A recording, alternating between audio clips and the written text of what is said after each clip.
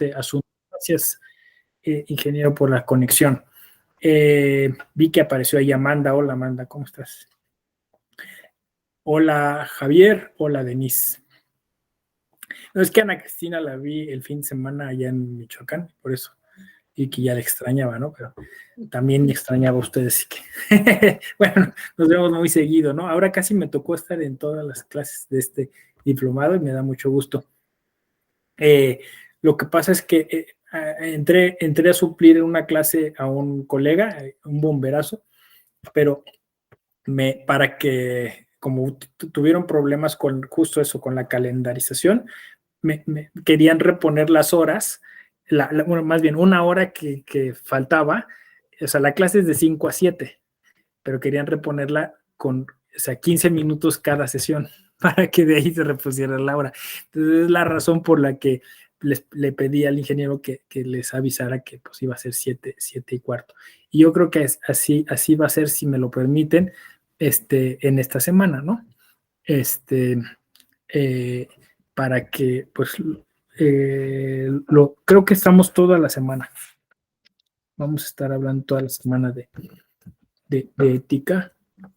Entonces, ahorita les confirmo, pero creo que sí.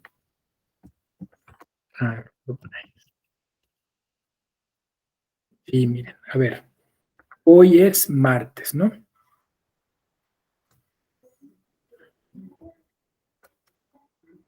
Martes, códigos de ética y su aplicación, y luego tenemos el día, las nuevas perspectivas éticas de la justicia, sí, va, que es el jueves, miércoles, no.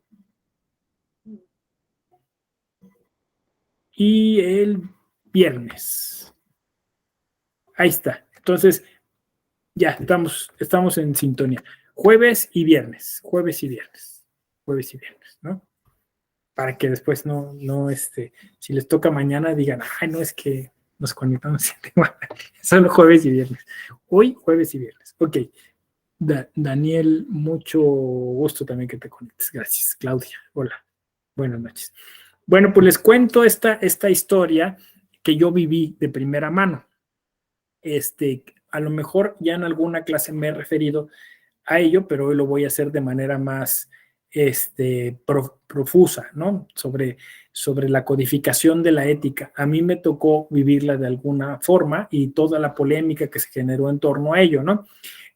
Yo estaba justo en el último año de la carrera de Derecho y me invitó a colaborar en la Suprema Corte de Justicia el doctor Eduardo Ferrer MacGregor, muy joven él venía desempacándose del doctorado en España, y le habían encargado un área, una unidad, una jefatura ahí en la Corte, que tenía muchas cosas que ver, pero bueno, una era investigación y por eso estaba yo ahí, y la otra era, tenía encargado este tema de la codificación de la ética, ¿no? O sea, la idea era que el Poder Judicial Federal abanderara esta pues idea de empezar a exponer el tema de la ética judicial como un estatuto epistemológico autónomo, ¿no? Cosa que me parece se logró, porque, o sea, digo, sí, en algunas universidades tenemos la deontología jurídica, tenemos alguna clase de ética, pero lo que verdaderamente tenemos como publicaciones, foros, seminarios, cosas, e insisto, un código, pues es la ética judicial, es decir, la ética que tiene que ver con lo que se genera en la justicia, ¿no? Y entonces, pues esto de alguna forma era también una especie de coyuntura, porque como ya lo expliqué en su momento, que también igual después se puede desarrollar un poco más, había una Comisión Iberoamericana de Ética Judicial, bueno, todavía la hay, pero de alguna manera se ha como diluido, y esta Comisión Iberoamericana en ese momento estaba también en ese proceso de codificación, así que se estaba codificando a nivel latinoamericano o más bien a nivel iberoamericano, y se estaba codificando en México, ¿no? Entonces había como estos dos movimientos que coincidían, y en la Secretaría de la Comisión Iberoamericana estaba el doctor Rodolfo Luis Vigo, ¿no?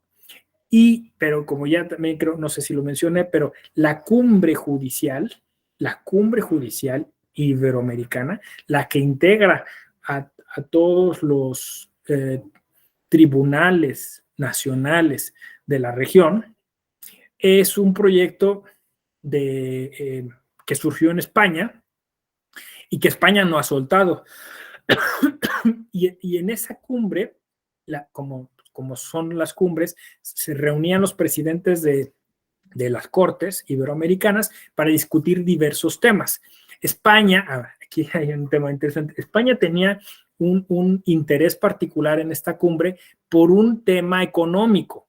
O sea, ahí también no hay que ser ingenuos, ¿no? O sea, España lo que pretendía era, de alguna forma, generar espacios adecuados en las justicias latinoamericanas para poder hacer que sus inversionistas, sobre todo, recuerdo en ese momento se hablaba mucho de los hoteleros, ¿no? O sea, había muchas cadenas de hoteles españolas aquí, pero bueno, pues también estaba el tema del petróleo, de la electricidad, muchos temas en donde los españoles tenían como un interés, los bancos, ¿no? En América Latina, y entonces querían utilizar pues esa plataforma.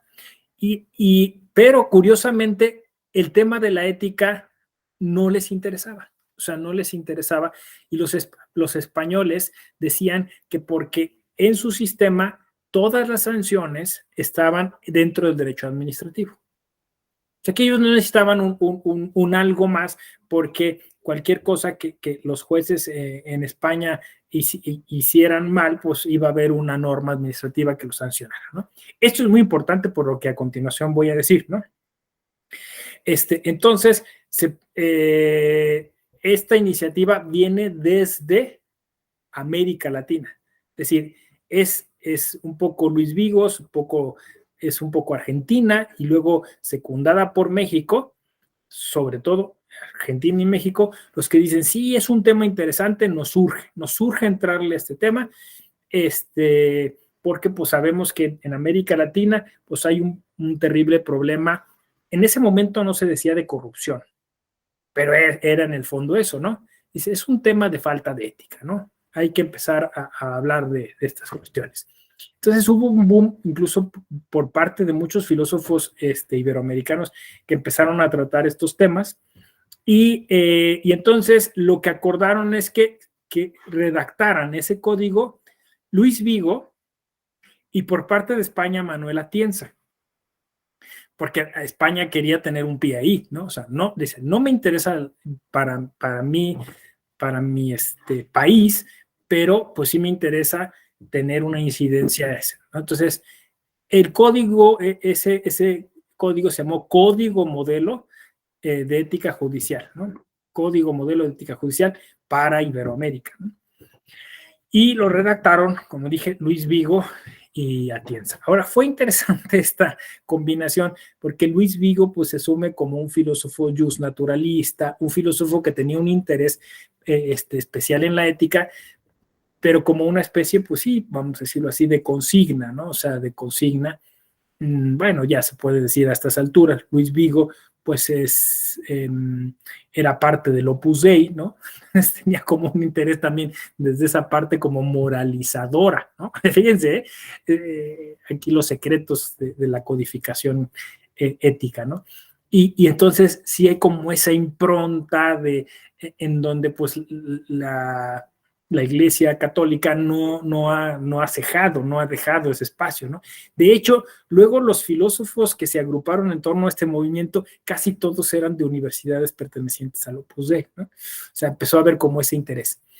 Digo, en México, suena lógico, el ministro que se interesó por estos temas, pues fue Mariano Azuela, Mariano Azuela, que tenía un claro filón católico, ¿no? O sea, de todo sabido, ¿no? O sea, entonces, digamos que nuestro código iberoamericano sí tiene esta característica. Atienza más bien le interesó por el tema como de la filosofía del derecho. No sé, fíjense bien a bien si su participación más bien fue de tipo diplomático o realmente pudo aportar algo, porque en realidad Atienza, bueno, justo bueno, hay algún texto ha escrito sobre moral y derecho, pero pues, en realidad, digamos, no era un interés que pudiéramos denominar primario, ¿no? Entonces, este código iberoamericano iba a operar básicamente como una especie de,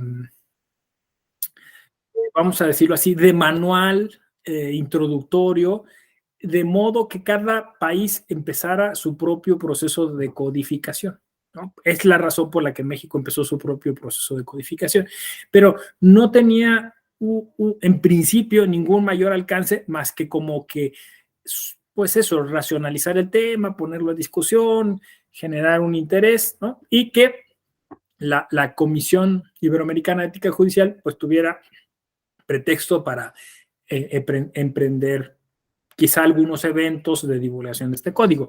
Pero ojo, la comisión ya existía de alguna forma, ¿no? Entonces, no se pensó que la comisión tuviera realmente como una función, ¿no? O sea, que eso va a ser distinto ahora que veamos el caso nacional, ¿no? Bueno, pues eh, estas curiosas respuestas al tema de la codificación generó que en los diversos países se emprendieran proyectos muy diferentes, muy curiosos, muy peculiares, ¿no? Algunos, justo pues haciéndole caso a España, dijeron pues que en su caso pues no era necesario codificar. Otros países, llama la atención Paraguay, sí codificó la ética, pero tenía más bien el cariz de un derecho administrativo, es decir, era un código que sancionaba, era un código que imponía multas, era un código de ética que pues básicamente casi funcionaba como una especie de ley, ¿no?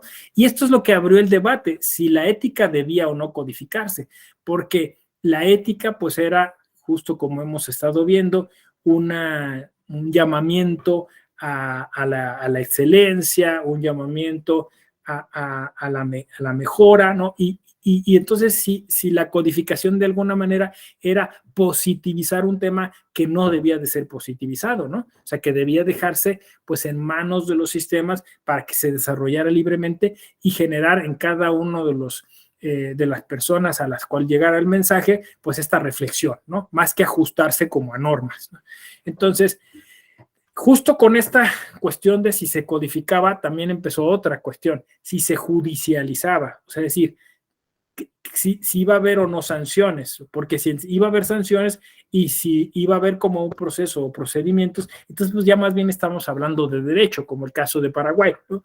Entonces, esto pues insisto, abrió muchas discusiones, pero también generó de alguna forma foros y espacios en los que se discutía. Entonces, pues esto como de alguna manera tomó la estafeta el ministro Azuela, y el ministro Azuela en ese momento era presidente de la Suprema Corte, pues se volvió un tema muy importante, ¿no? Casi determinante dentro de su presidencia.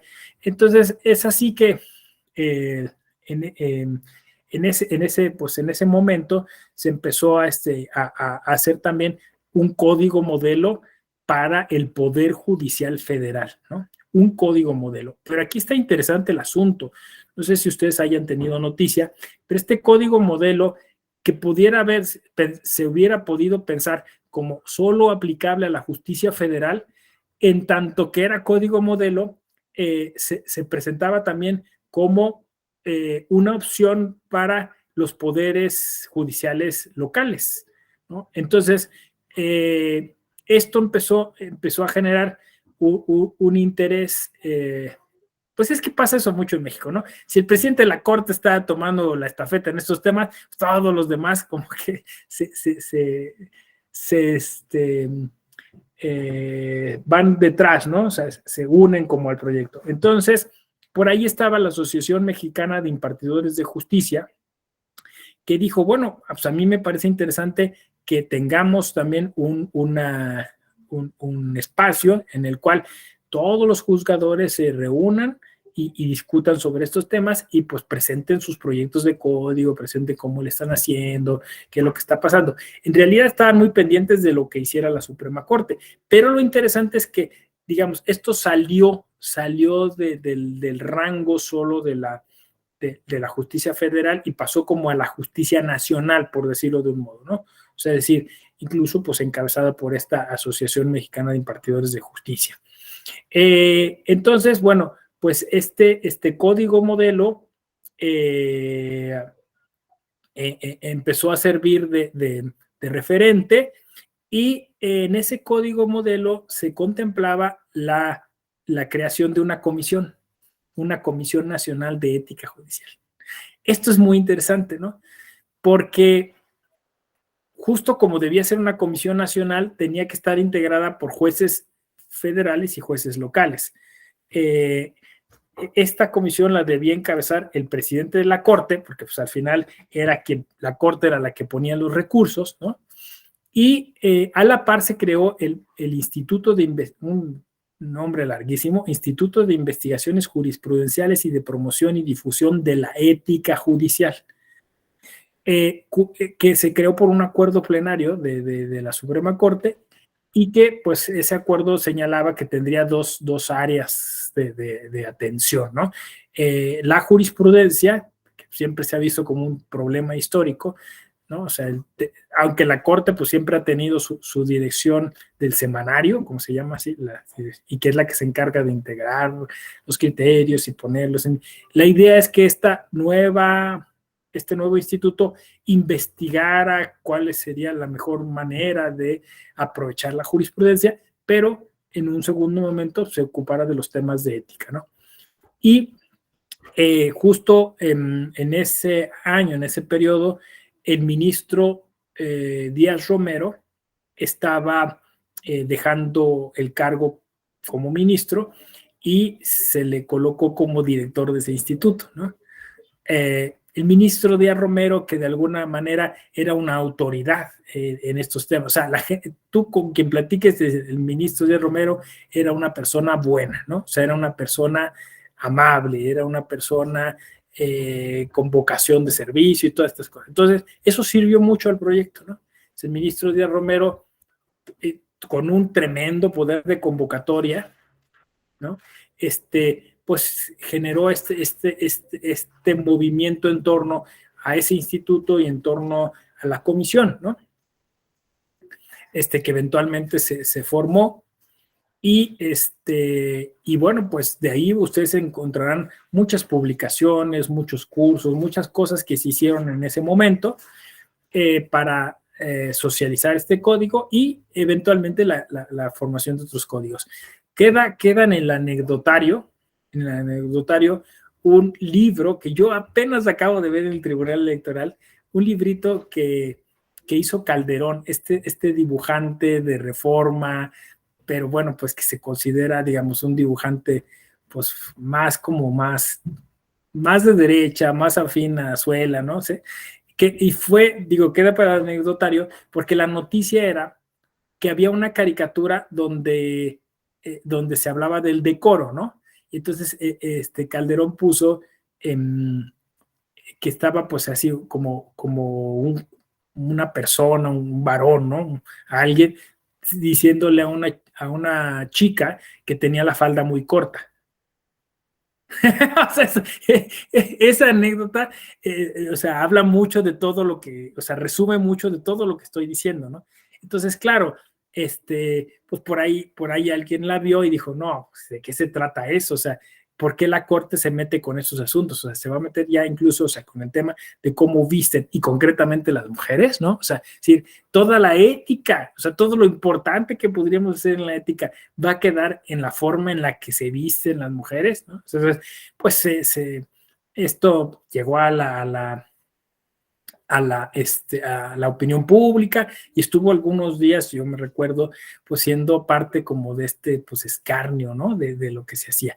Pero la idea de ese librito era que era la presentación del código de ética del Código Modelo de Ética del Poder Judicial Federal es como acercar a los servidores públicos, más allá, insisto, de la Corte, como una especie de manual, ¿no? Y era curioso porque tú podías como pues ver estas caricaturas y después podías como llenar una especie de examen y al final, si tú te lo calificabas y hasta el final venía un diploma que tú podías arrancar. Todavía existen esos libritos y colgar, ¿no? Yo acredité mi curso de ética. Me parece que el ministro Azuela con todo lo que, o sea, pudiera criticársele, pues tenía una gran visión sobre estos temas, ¿no? Al final de cuentas, pues, fue visionario en ese sentido, porque muchas veces ahora, pues eso se hace de manera autoejecutable, ¿no? O sea, tú llegas al Poder Judicial Federal y pues dentro de los cursos que te dan, pues hay uno de ética, hay uno que acreditas y pues eventualmente si tienes tu diploma digital, ¿no? Y bueno, pues era un recurso que en ese momento él vio pues así como viable de esa manera, ¿no? Bueno, entonces, digamos, en México sí se codificó, en México sí se consideró una comisión y la comisión incluso entró en funciones, ¿no? La comisión entró en funciones y empezó a recibir quejas eh, éticas, cosa que no hizo la Comisión Iberoamericana, ¿no? O sea, es decir, vamos a decirlo así, que en México sí se dio ese paso para la judicialización de la ética, ¿no? En principio se decía que, bueno, pues lo que se iba a hacer era analizar las quejas y hacer una recomendación de tipo genérico, ¿no? Es decir, no se iba a referir al caso en concreto, sino hacer como, pues, qué es lo que se debería de hacer y tal, ¿no? O sea, no terminaba como reprendiendo o diciéndole nada al que en su caso, pues a la persona o a la práctica que hubiera sido denunciada. Simplemente, pues se hacía como una sugerencia, ¿no? Pero conforme fueron avanzando, la Comisión Nacional de Ética se dio cuenta que pues no podía quedarse ahí, ¿no? O sea, porque por diversas cuestiones, porque pues en principio pues eso la iba a inutilizar como de alguna forma, no sé, o sea, la gente lo que quería, que el denunciante lo que quería era que de alguna forma se le hiciera ver a la persona que había faltado a la ética, pues que lo había hecho, ¿no? Entonces, al menos que se le hiciera ese llamamiento y que de todas maneras las tenías que llamar pues por una mínima garantía procesal de audiencia, ¿no? Entonces, pues, el chiste es que en algún momento la Comisión Nacional de Ética en México empezó a, eh, a pues eso, podemos decir, a sancionar o al menos a hacerle un llamamiento, se llamaban amonestaciones, ¿no? Amonestaciones, y ya empezó ahí a estar una línea delgada, pues casi con cuestiones que podrían ser consideradas como faltas administrativas, ¿no? Y todavía sobreviven por ahí, pues algunas de estas recomendaciones que llegaron a publicarse, o sea, que llegaron a estar en un librito y que pues la idea era divulgarse y ahí, ¿no? Ese, digamos, fue pues el, el, este ensayo, este ejercicio que se hizo a nivel de la justicia federal. Desgraciadamente, como son las cosas en este país, bueno, pues así como llegó un día por acuerdo plenario, eso se terminó, se disolvió, ¿no? Vino otro presidente de la Corte que no le gustó esto y lo quitaron de un día para otro, desapareció el instituto, desapareció la comisión y las publicaciones pues se desperdigaron, ¿no? En las cenizas de ese instituto surgió el actual Centro de Estudios Constitucionales que de plano pues dejó de hablar absolutamente de la ética, ¿no? Pero ¿qué pasó en el terreno electoral? Esto es interesante, ¿no? En principio, y es que esto es toda una discusión, el Tribunal Electoral del Poder Judicial de la Federación pues forma parte del Poder Judicial Federal, ¿no? Entonces, en principio, pues le aplicaba este código modelo y de alguna manera, pues podía haber tenido presencia dentro de la Comisión Nacional, ¿no? Y dentro de la Comisión Iberoamericana. Pero, como ustedes sabrán, entre la Corte y el Tribunal Electoral no ha habido como vamos a decirlo así, como una gran relación. O sea, hay que ser honestos, ¿no? Hubo un momento que incluso en ese periodo en el que la Corte, a través de una célebre sentencia, dijo que el Tribunal Electoral no debía meterse en temas de interpretación de la Constitución y casi lo condenaba a ser un tribunal de legalidad. Pero bueno, pues el Tribunal Electoral se movió adecuadamente para promover una iniciativa legal, bueno, en concreto una reforma constitucional que ya puso de manera explícita que el Tribunal Electoral era un tribunal constitucional en materia electoral, ¿no? O sea, es decir, en los temas que le atañen, ¿no? Y con esto zanjó por la discusión esta que había entre... Pero, digamos, esta relación no ha sido así del todo, así directa, ¿no? No sé, pensemos, por ejemplo, en tiempos de Azuela surgió el canal judicial, que ahora se llama Justicia TV, pero no permitía el acceso ni daba ninguna concesión al Tribunal Electoral. Lo mismo el entonces Instituto de la Judicatura, ahora la Escuela Judicial. O sea, el Tribunal Electoral estaba siempre como, pues eso, ¿no? Le decían como el fuchi, el feo, lo dejaban allá. Y entonces, pues el Tribunal Electoral, que yo creo que de eso, pues hay que decir, bueno, algo bueno salió, la Escuela Judicial Electoral, ¿no? Que incluso nos enorgullece decir es mucho mejor y ha sido mucho mejor que cualquier escuela o instituto que el Poder Judicial Federal haya fundado, ¿no? Pero ahí lo notan ustedes, ¿no? Nosotros tuvimos nuestra propia plataforma para divulgar nuestros contenidos, etcétera. Entonces, eso generó que en algún momento el Tribunal Electoral dijo, pues tenemos que tener nuestro propio código, ¿no? Y generaron un código modelo de ética judicial electoral. Código modelo de ética judicial electoral.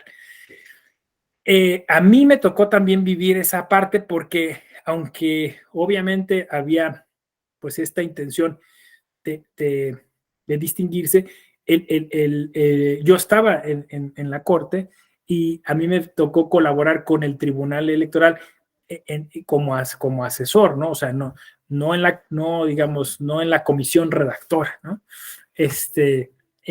Simplemente pues como pues para dar alguna idea, pues para decir, y yo me acuerdo que pues el debate más interesante era qué, qué debía de ser lo que distinguiría a la ética judicial electoral. O sea, es decir,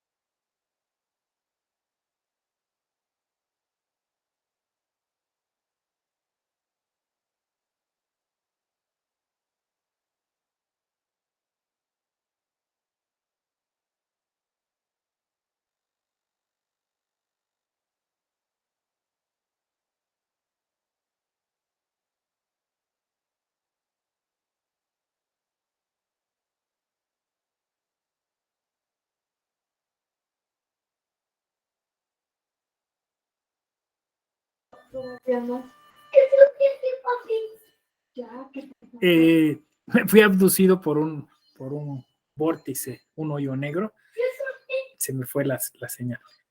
Dice, no, y tan bueno que estaba el chisme, ¿no? ¿O no? Entonces, justo eso, ¿no?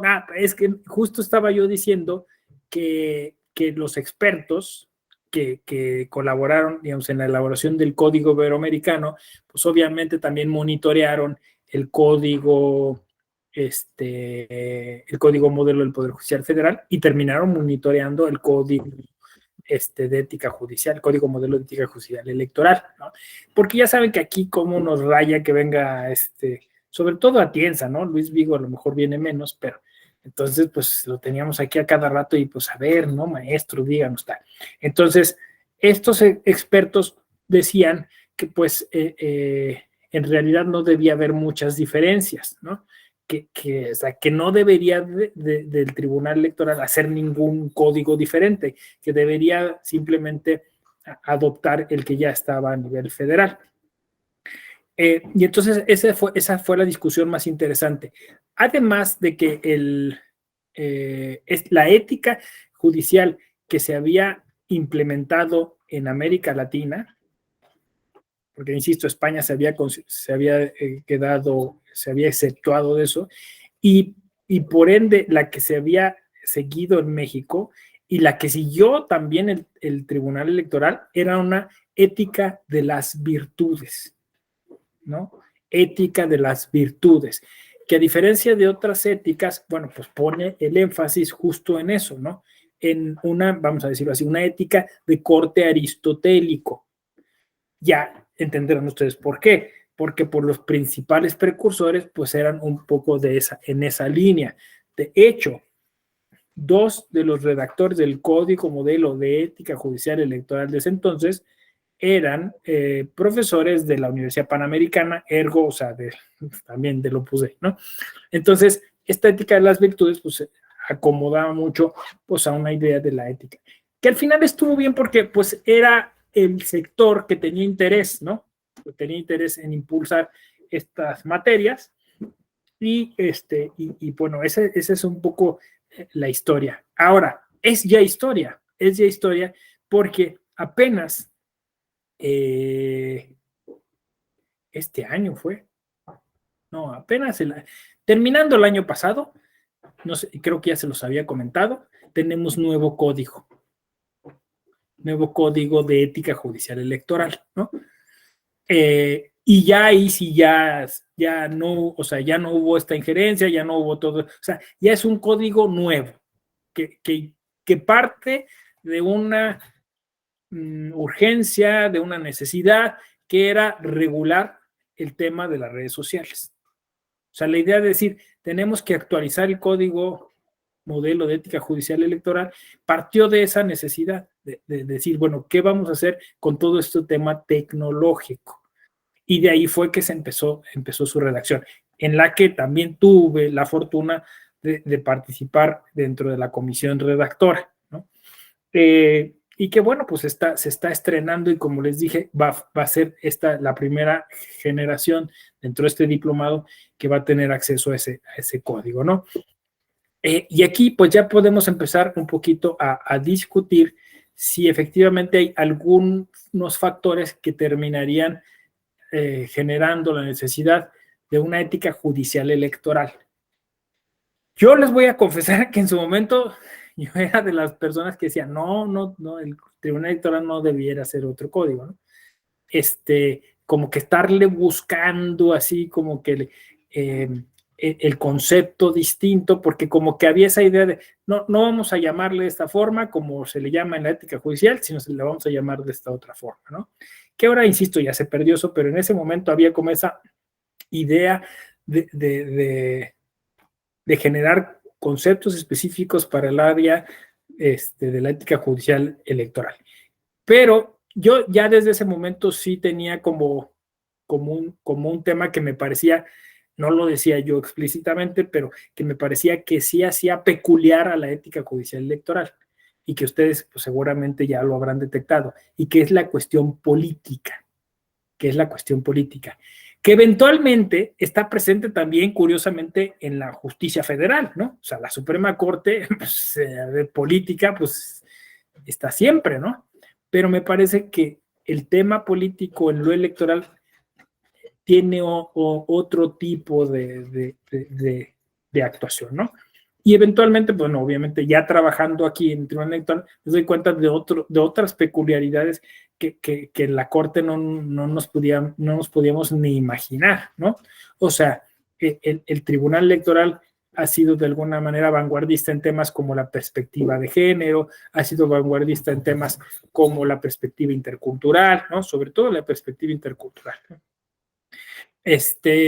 Y que eso ha generado que de alguna manera, si hablamos de ética judicial electoral, pues eso tenga otro cariz, tenga otra interpretación. Y el tema de, pues obviamente, interactuar con actores políticos, donde curiosamente la ética, pues no es, o dicho de otra forma, brilla por su ausencia, pues eso también tendría que ser importante. Ahora, tratando como de hacer los parangones entre un código y otro y estas cuestiones, Azuela insistía mucho y me pareció que es acertado y eso terminó por ser significativo en todos los temas de la ética judicial, que estos códigos no debían de circunscribirse solo para los servidores y servidoras públicas que se encargaran de la administración de justicia, ¿no? O sea, es decir, no solo proyectistas, no solo secretarios, no solo ministros o magistrados en su caso, ¿no? Sino que tendría que ser sobre todo para el personal, o sea, la ética judicial tiene que ser para todas las personas que interactúan o que tienen injerencia, en tanto que es ética, ¿no? O sea, en tanto que no, digamos, no es vinculante necesariamente. Eso me parece que si lo trasladamos a lo electoral se pone muy interesante. El código modelo de ética judicial electoral tendría que ser leído por quien litiga dentro del tribunal electoral, ¿no? Tendría que ser leído sobre todo, pues, implementado, no sé, porque además, o sea, insisto, no es obligatorio. O sea, si un instituto electoral, si un OPLE dice, oye, a mí me interesaría tomar como modelo el código del Tribunal Electoral, implementar un protocolo, un decálogo, ¿no? O hacer mi propio código, pues esa es la idea, esa es la intención, ¿no? Qué mejor aún que lo pudiera hacer un partido político, ¿no? Para los casos en los que se litigue ante los tribunales electorales. O sea, que pudiéramos hacer esto algo mucho más difundido. Me parece que, bueno, en eso tendríamos interés todos los que estamos aquí, de alguna manera, ¿no? Y entonces ahí encontramos que de alguna forma, la codificación de la ética sí es importante, quizá no necesaria, pero sí importante, porque se convierte en un mecanismo de difusión o de divulgación. O sea, no es que al final, lo estás cumpliendo, palomeo, ¿no? Hago el check, ¿no? De todo lo que... No, sino que pues es un recurso más. O sea, es decir, pues siempre, y sobre todo para nosotros, que quienes estudiamos derecho, pues verlo en un librito, verlo articulado, verlo con capítulos, eso sirve mucho, ¿no? Incluso para citarlo, para discutirlo, ¿no?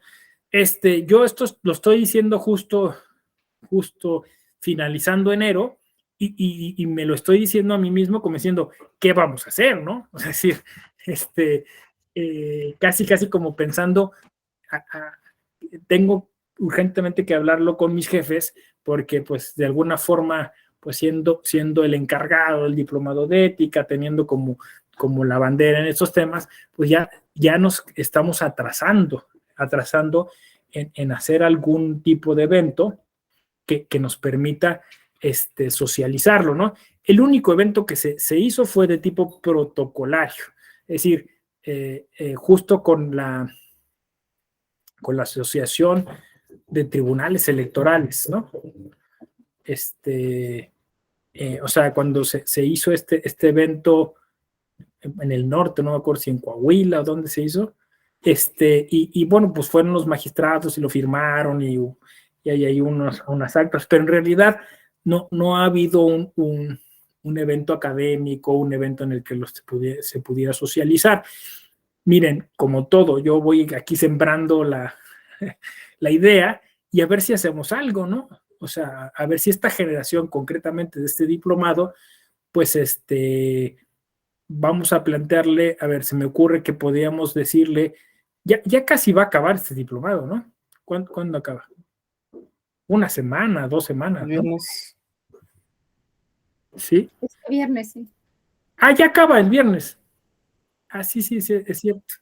Sí, que estos son los últimos temas. Pues miren, es cierto, yo doy la conferencia final.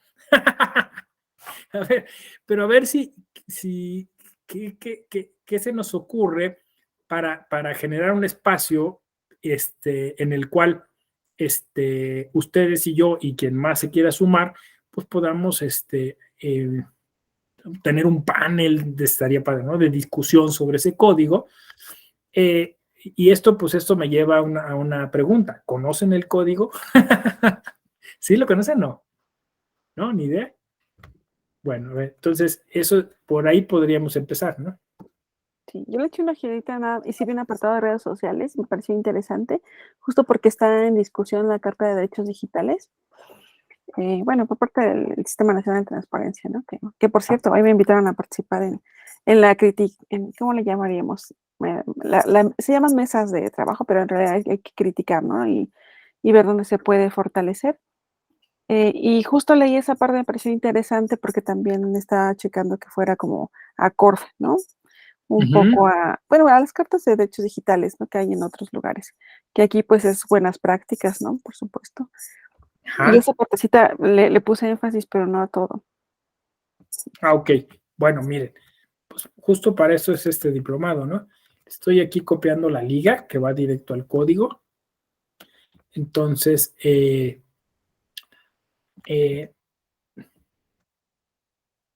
déjenme también hacer otro ejercicio que implica justo no encimarme.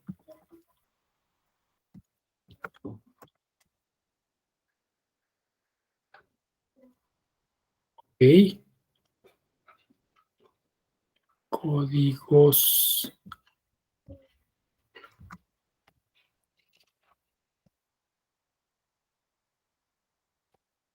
A ver.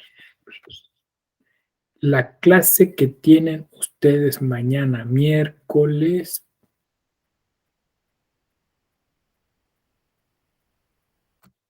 Ok.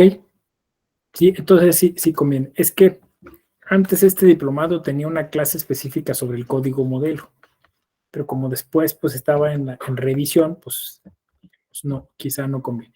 Entonces ya tienen la liga, vamos haciendo eso, ¿no? Con calma revísenlo. Yo ahorita de todas maneras se los presento, literalmente aquí se los presento. Está ahora sí que recién estrenado y de hecho lo que sí he visto son los comerciales. No sé si han visto, ¿les ha tocado en la tele? ¿No? A mí ya me tocó, que dice, el Tribunal Electoral tiene un nuevo código modelo de ética, no sé qué tal, ¿no? Pero creo que está habiendo más difusión hacia afuera que hacia adentro, ¿no? Entonces, voy a intentar ver qué sinergia hacemos y yo en principio le diría a Miguel Ángel Sánchez Vieira que de alguna manera les convocara a ustedes y pudiéramos pues como socializarlo, ¿no? Así, entonces vean, en este código pues tenemos pues estas partes que son siempre así como más de presentación y todo eso. Y ven, seguimos respetando el tema de las virtudes, ¿no? Entonces, pero aquí sí me acuerdo que cuando lo discutíamos había como toda esta idea de que, pero que sea práctico, que se pueda aplicar, ¿no? Hay que poner casi ejemplos, hay que hacer ejercicios, ¿no? Había como esta idea, porque se consideraba que hablar de las virtudes quedaba como muy abstracto, muy general, ¿no? Entonces, al final, porque hubo como varias propuestas de que cada virtud se asociara a un ejemplo concreto, aquí se decidió entonces por hacerlo en dos partes, que la primera parte fuera pues un poco eso, más de reflexión, más de profundidad, y esa segunda parte ya fuera como de consejos prácticos para ponerlo en marcha, ¿no? Entonces, De todas maneras, se sigue de alguna forma conservando esta idea de que de la ética de las virtudes, ¿no? Y aquí, bueno, pues se le dividió en tres tipos de virtudes, ¿no? Virtudes conductuales, ahí todavía siempre una discusión, ¿no? Sobre los nombres y la distribución. Pues así quedó, como virtudes conductuales de las personas servidoras públicas de los órganos de justicia electoral mexicana. Y aquí ya ven ustedes también una cuestión. Hay una intención de que, porque también se discutió si iba a ser código de ética judicial electoral o código modelo.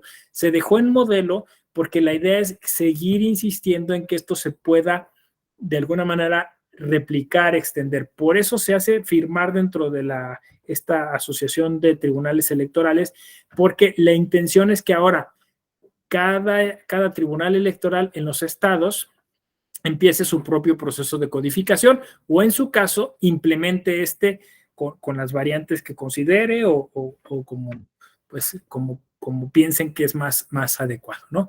Virtudes actitudinales de las personas servidoras públicas, ahí pues una aportación que hicieron las personas, participó también el doctor Juan Abelardo, a personas que entonces estaban adscritas a la entonces presidencia del tribunal, y ahí fue donde se dieron estos nombres. Virtudes judiciales propiamente, ¿no? Y luego en la segunda parte ya, las pautas éticas, ¿qué es lo que les decía? Esto es lo que realmente movió a implementar un nuevo código. La justicia abierta, con estos temas de acceso de la sociedad y los justiciables al tribunal abierto, contenidos de justicia abierta, formas de lenguaje en la justicia abierta, el famoso lenguaje ciudadano, manejo ante los medios de comunicación y obviamente pues las redes sociales, ¿no? Que era la cuestión ahí en la que se quería incidir. Ahora bien, esto nos hace ver cómo de alguna forma la ética judicial electoral en nuestros días, pues también tiene esta idea, tiene esta cuestión que ya se ha mencionado en este diplomado, que es que nos urge recuperar la confianza de la gente, ¿no? O sea, creo que lo que está pasando es que también tenemos como, pues eso, sí lo voy a decir así abiertamente, ¿no? Un temor a que esta reforma venga a reducirnos, venga a cortar, venga a tirar cosas que ya se habían construido, y este código de ética, si se fijan, sale en una coyuntura específica. O sea, la idea es decir, mira, o sea, los tribunales electorales en México nos estamos poniendo las pilas y queremos hacer las cosas bien, queremos hacerlo con estos parámetros de excelencia, queremos profesionalizarnos a la gente y en principio, si se fijan, está muy claro ahí, ¿no? Queremos acercarnos a la gente que el día de hoy no nos conoce, que sigue confundiéndonos con el INE, ¿no? Como tribunal electoral, ¿no? O con los tribunales locales, con los OPLES, ¿no? Que no se sabe bien a bien para qué sirve la justicia electoral.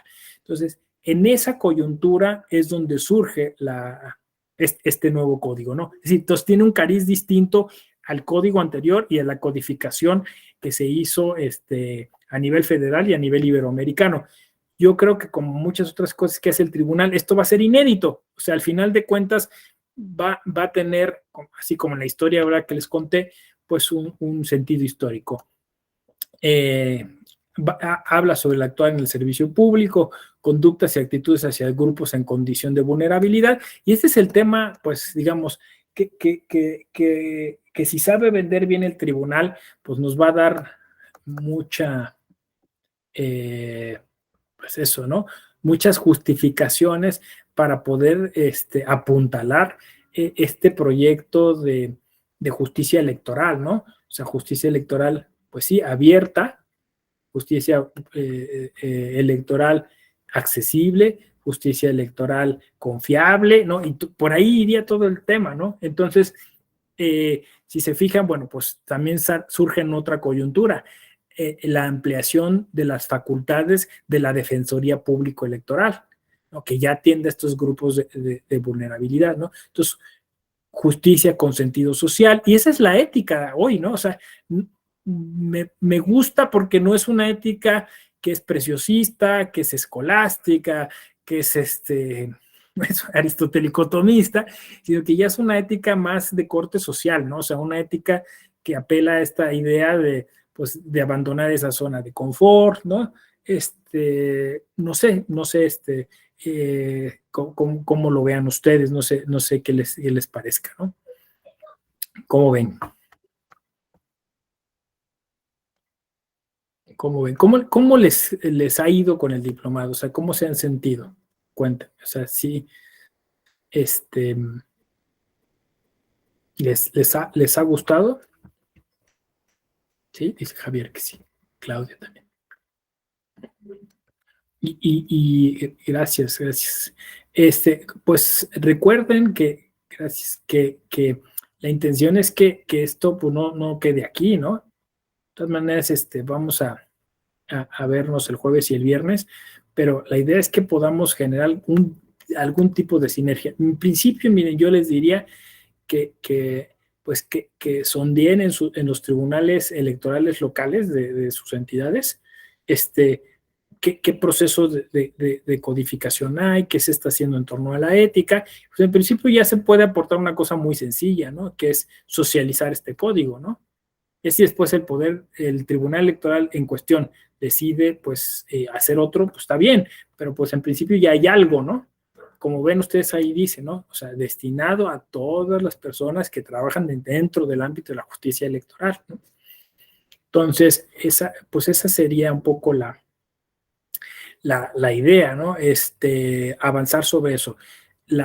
El código, insisto, es una herramienta, es un mecanismo, no debería de ser el fin último, no debería ser el objetivo máximo, simplemente es un paso más. Sirve, funciona, es útil y como lo decía en su momento el ministro Azuela, pues se puede acompañar de muchos otros ejercicios, ¿no? O sea, a veces incluso el hecho de, como decía yo, de vamos a juntarnos a leerlo, o ofrecerlo como un algo que se entrega cuando alguien se incorpora a la carrera judicial o a la justicia electoral, y mira, aquí está esto, o sea, eso es lo que se puede hacer, ¿no? O sea, si ya tienes algo sobre lo que se puede discutir. Después seguramente encontraremos muchos otros temas, como lo hemos visto aquí, que tienen que ver con la ética, ¿no? Pero curiosamente ya al menos el código de ética, eso sí me acuerdo que cuando lo discutimos dijimos, tiene que estar aquí el tema de los grupos en situación de vulnerabilidad, ¿no? O sea, porque es un tema de ética, ¿no? O sea, no tenemos que renunciar a eso, o sea, a pensar que el mejorar los procesos, pues de alguna manera tenga una repercusión en personas, en grupos en donde no ha habido no ha llegado, no ha irradiado el beneficio, ¿no? Entonces, creo que, bueno, pues esta es parte de nuestra generación, o sea, eso es esos son los valores en los que creemos, ¿no? Me parece que, bueno, pues como punto de partida puede ser interesante. Seguramente hay muchos temas que quedaron de lado, que no se pudieron codificar, ¿no? Y que, bueno, pues en su momento se podrían incorporar de otra manera. Hay muchas cosas éticas que están obviamente fuera del código, muchos asuntos éticos, ¿no? Este código también prevé la existencia de un código de conducta que es como coadyuvante y que es transitorio pues hacia lo administrativo y también la creación de una comisión. O sea, eventualmente también va a haber un órgano que dé seguimiento a posibles quejas que deriven de este código. Eso me faltó decirlo. Entonces, sí se está pretendiendo también esa parte. No sé cómo se va a implementar, no sé cómo va a llegar, pero bueno, pues ahí está, ahí está. ¿Alguna cuestión, pregunta, comentario? ¿No? ¿Todo bien? ¿Todo all right? Ok. Bueno, pues lo vamos a dejar aquí. Nos vemos entonces a las 7:15 y el viernes, ¿no? Bueno, principio el jueves. Cuídense mucho. Me dio mucho gusto haber estado con ustedes esta tarde-noche y les deseo un feliz proseguimiento de de esta tarde, noche. Cuídense mucho y les veo entonces el jueves. Gracias, ingeniero José Antonio. Gracias, doctor. Hasta luego. Gracias, chao. Quiere el ahora fuera.